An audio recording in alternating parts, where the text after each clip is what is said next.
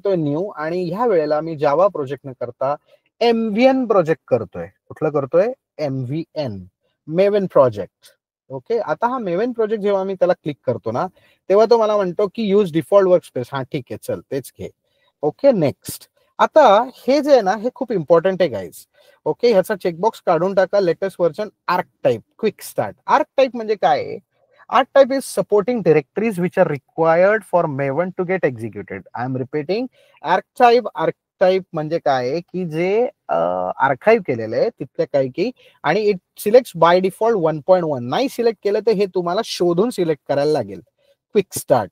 Okay, आणि मी म्हणतो नेक्स्ट. ओके, मी नेक्स्ट म्हणतो तेव्हा त्याला ग्रुप आयडी आणि आर्टिफॅक्ट आयडी तो विचारतो. ग्रुप आयडी त्यांनी मला बाय डिफॉल्ट दिलेला आहे. ओके, तर तो म्हणतो की ऑलरेडी आहे, तर मी काय करतो, याला म्हणतो माय1, आणि ह्याला पण म्हणतो माय1. त्याचा काही तसा रेफरन्स नाहीये. हा रेफरन्स तुम्हाला नंतर दिसेल जेव्हा मेवन प्रोजेक्ट क्रिएट होईल. Okay, and run archetype generation interactively, हे चेक असलं पाहिजे. आणि मी म्हणतो finish. This is a simple thing which you gonna do. Okay, आता हा प्रोजेक्ट तुम्हाला क्रिएट करायला कशी मदत करतो, इथे खाली कन्सोलला बघा, यू विल नो. हे बघा, स्कॅनिंग द प्रोजेक्ट. ओके, आणि त्यांनी मॅवनच्या सगळ्या डिरेक्टरीज ऑनलाईन उचलायला सुरुवात केली आहे. हे बघा, आर्कटाइप हे जनरेट झालं, ते जनरेट झालं, त्यांनी काय काय काय काय गोष्टी घ्यायला सुरुवात केल्या. ओके, आणि मग तो म्हणतो पॅकेज हेच आहे का तुझं बाबा? हो, माझं हेच आहे. येस, कर पुढे. आणि त्यांनी काय केलं? Build success.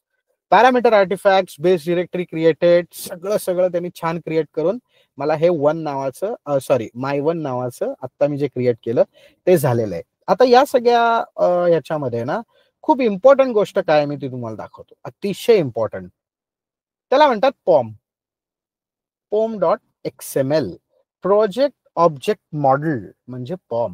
ह्याच्यामध्ये काय बघा, ह्यांनी सगळं सांगितलंय की हे प्रोजेक्ट ऑब्जेक्ट मॉडेल असं असेल, याच्या वेगवेगळ्या डिपेंडन्सीज त्यांनी दिलेल्या आहेत. आता मगाशी काय झालेलं, मगाशी तुम्ही जार फाईल्स घेतलेल्या होत्या ना, आता तुम्हाला जार फाईल्स घ्यायची गरज नाही. ओके, म्हणून म्हणलं ती एरर येत असेल तर राहू दे. आता बघा मी काय करतोय, इथं मी काय केलं, एक डिपेंडन्सी वाढवली. म्हणजे मी काय ऍड करतोय, सपोर्टिंग फाईल्स ऍड करतोय. मला कुठल्या सपोर्टिंग फाईल ऍड करायच्यात? आता मला सेलेनियमच्या ऍड करायच्यात, म्हणजे मला तो कोड चालेल. Before that what I am gonna do is, मी माझा जो कोड कॉपी केलेला होता तो फक्त पेस्ट करतो. ओके, म्हणजे काय होईल की आपल्याला तो परत वापरता येईल. ओके, तर हा आला. आता या डिपेंडन्सीज आणायच्या कुठून? Let's go and let's understand. Okay, so please have a look मी काय करतोय. अरे हे होत का नाही, minute. I just want to go back to my browser. मी इथे जातो आणि मी म्हणतो मेवन रिपॉझिटरी. सो मी रिपॉझिटरीला गेलो. हे बघा, हे पहिलंच येतं रिपॉझिटरी. याच्यामध्ये वेगवेगळ्या प्रकारच्या डिपेंडन्सीज म्हणजे डायरेक्ट फाईल्स आहेत ज्या मला ऍड करायच्यात. मला काय हव्यात? सेलेनियमच्या हव्यात. सेलेनियम, कारण आपलं प्रोजेक्ट छोटस सेलेनियम जावामध्ये. हे बघा, इथे क्लिक केलं, इथे पोहोचून मी क्लिक केलं. ओके, आणि मग मी खाली जातो. एक minute, it's getting open. It's bit slow at my end, I don't know Y. हा, आलो. आता बघा 4.28. तुम्हाला आठवतं का तुमच्या ज्या जार फाईल्स होत्या त्या 4.28च्या होत्या? हे बघा, यांना मी कॉपी केलं. इथे खाली मला डिपेंडन्सीज दिसतात. ओके, या डिपेंडन्सीज मी उचलल्या, मी माझ्या कोड मध्ये गेलो आणि हे डिपेंडन्सी लिहिलेलं आहे ना, ह्याला मी आता तात्पुरतं डिलीट करतो आणि इथं पेस्ट करतो. हे बघा, सेलेनियमच्या सर्व डिपेंडन्सीज 4.28.1 जे लेटेस्ट व्हर्जन आहे त्याच्या आल्या, आणि मी ह्याला केलं सेव्ह. त्याच्यानंतर मी माझ्या प्रोजेक्टला जातो, माय1ला राईट क्लिक करतो. ओके, आणि म्हणतो एक मिनिट, रिफ्रेश म्हणजे आता या डिपेंडन्सीज आल्या, माझी पॉम फाईल रेडी झाली. आता तुम्हाला नॉर्मल काम करायचंय, दाखवतो तुम्हाला काय करायचं. हे बघा, हे मी बंद करतो. Okay, now what you gonna do is basically, okay, this particular test, हा जो टेस्ट नावाचा आहे ना, सोर्स टेस्ट. ओके, इथं तुम्हाला काय करायचंय, इथं राईट क्लिक करायचंय. ओके, आणि म्हणायचं न्यू. Okay, and class. आता क्लास क्रिएट करा. हे बघा, ह्यानी पॅकेज दिलं, सगळं दिलं तुम्हाला. पॅकेज डायरेक्ट दिलं, पहिले आपण पॅकेज लिहिलेलं होतं. आता मी म्हणतो ब्राउझर 1, आणि हे आपलं नेहमीच जे आपण मगाशी केलं तेच क्रिएट करायचं. हे बघा, ह्यानी केलं. ओके, आता मी काय करतो, मी कॉपी केलेला कोड आहे. So what I am gonna do is, I am gonna just sorry, आता मी माझ्या नोटपॅडला जातो.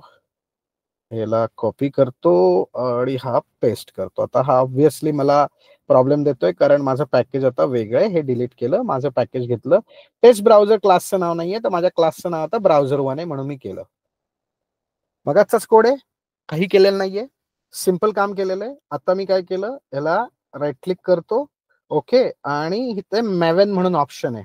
ओके, किंवा रन ॲज म्हणून आहे. आता रन ॲजला जाऊन मी काय म्हणतो पहिले, की बाबा मेवन क्लीन, म्हणजे जे काही प्रॉब्लेम असतील पहिले ना, ते सगळे क्लीन करून दे बाबा.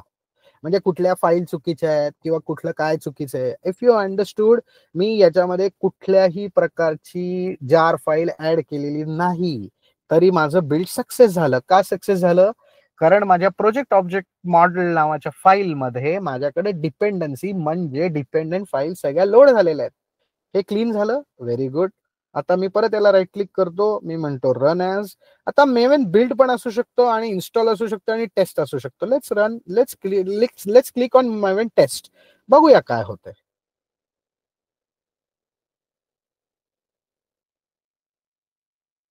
Let's see. बिल्ड करतोय, बघूया. कंपाईल रिकंपाइलिंग, तो कंपाईल करतोय आणि त्यांनी ते सगळं सक्सेस करेल आता तो. येस, बिल्ड सक्सेस झालं. आपल्याला प्रॉब्लेम नाहीये. ओके, आपल्याला प्रॉब्लेम नाहीये. आता right click, okay, run as आणि जावा. बघूया काय करतोय.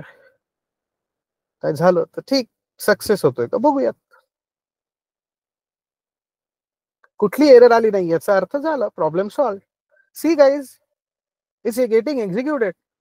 तुम्हाला कळतंय का आपण काय केलं, काय झालं तुमच्या समोर, ते तुम्हाला लक्षात आलं का? Okay, it's very simple. हे बघा, हा user application is getting open. मी कुठल्याही प्रकारची जार फाईल ऍड केली का? I did not. मी कुठल्याही प्रकारची जार